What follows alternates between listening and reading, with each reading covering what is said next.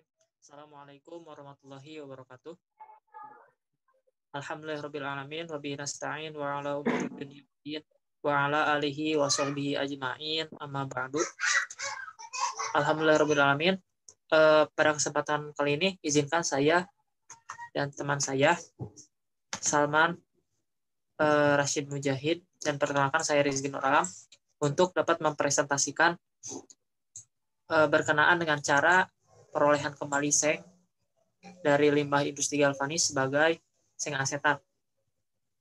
Nah, di mana pada kesempatan kali ini kita akan lebih condong kepada ZN ya, atau biasa kita sebut seng. Nah, ZN di sini memiliki sifat ya mudah ditempa hingga menjadi lempengan ya, menjadi lempengan.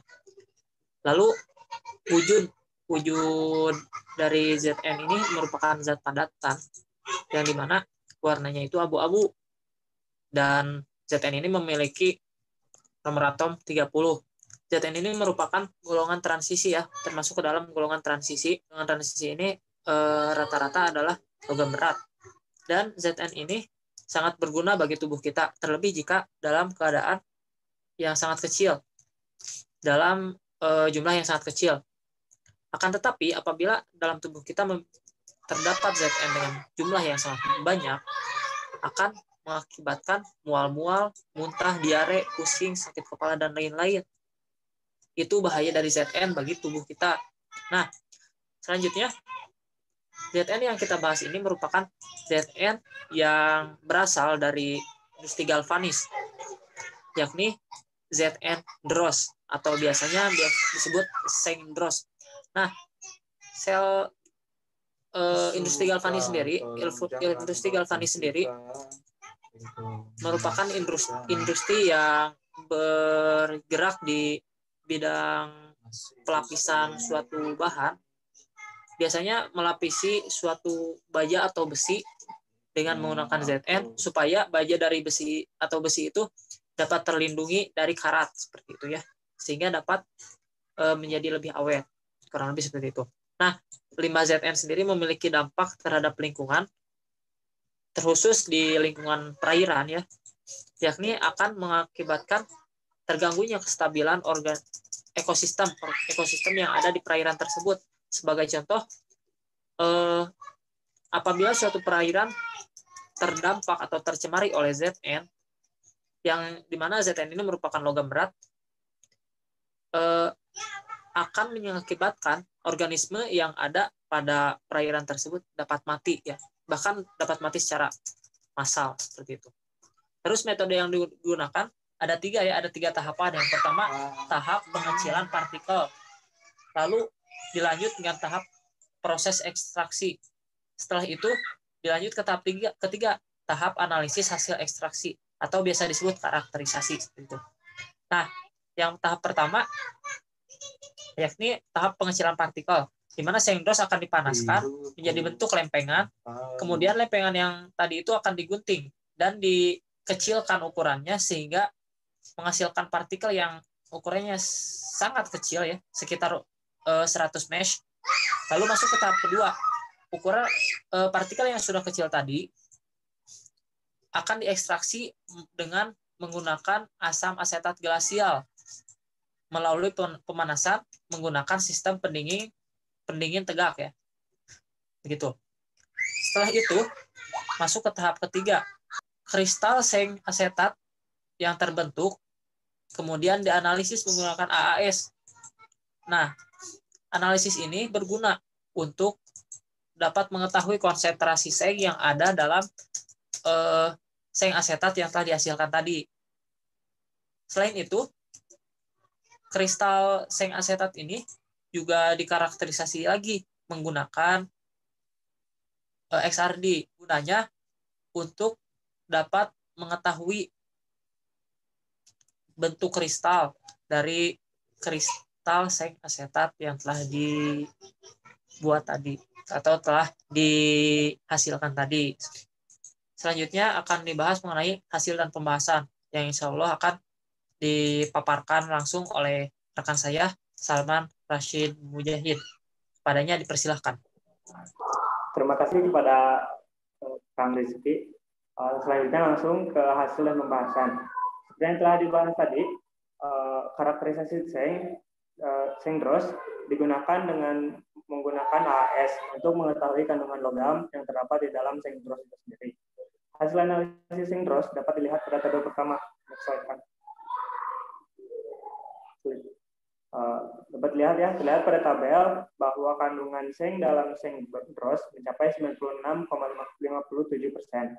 Kadar Pb dan Fe masing-masing 1,98% dan 2,04%. Kadar logam lain seperti CD, Al, Ni, Bi, dan Sn itu sangat kecil hingga disebut tidak signifikan.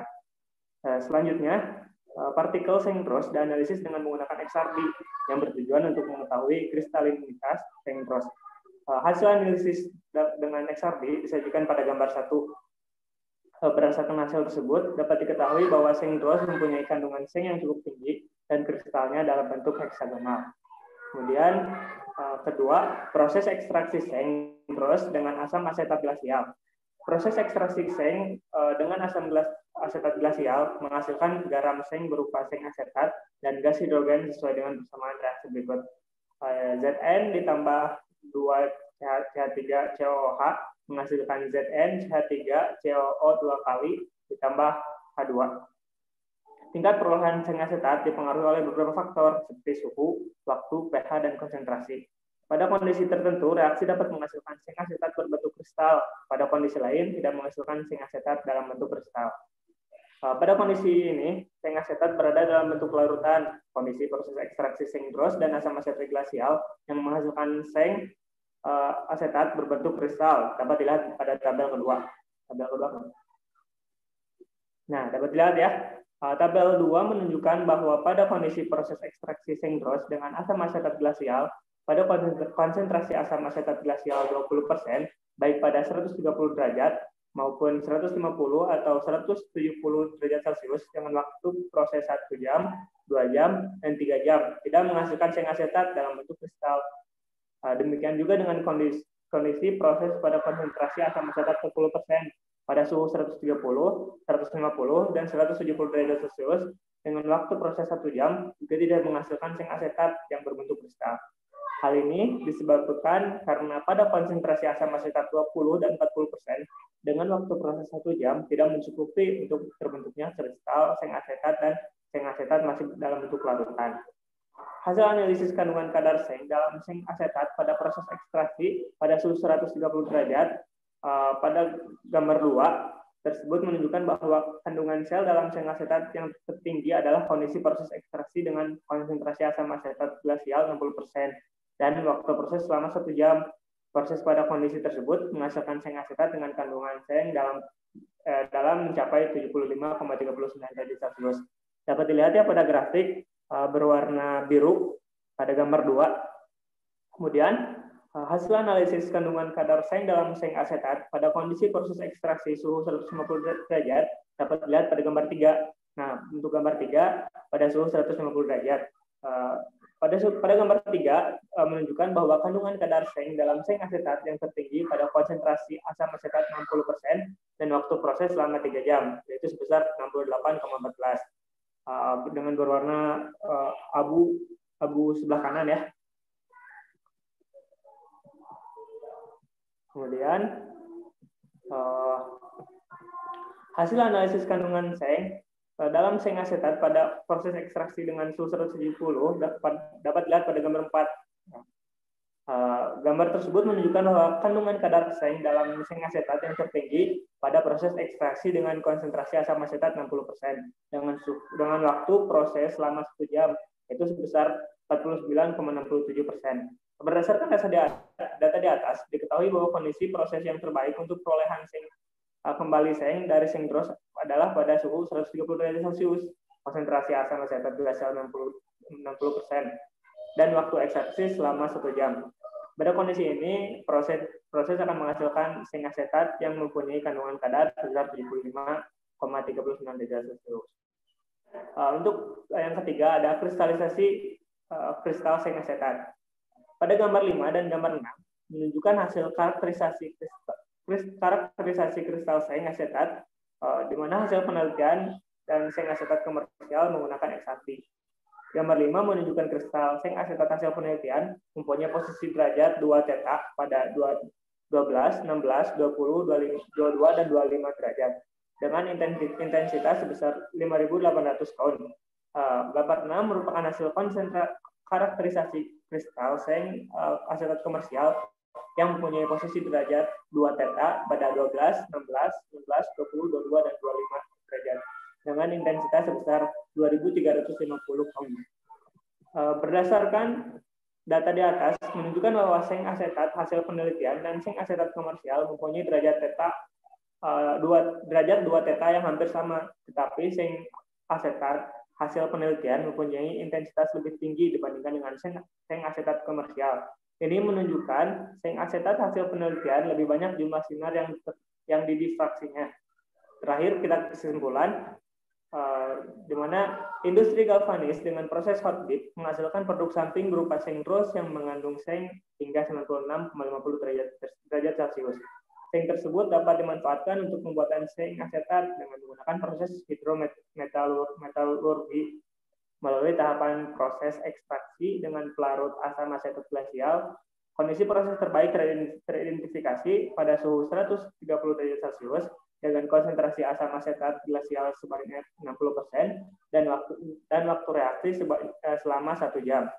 Pada kondisi tersebut dapat dihasilkan seng asetat dengan kadar 75,39 derajat Celcius.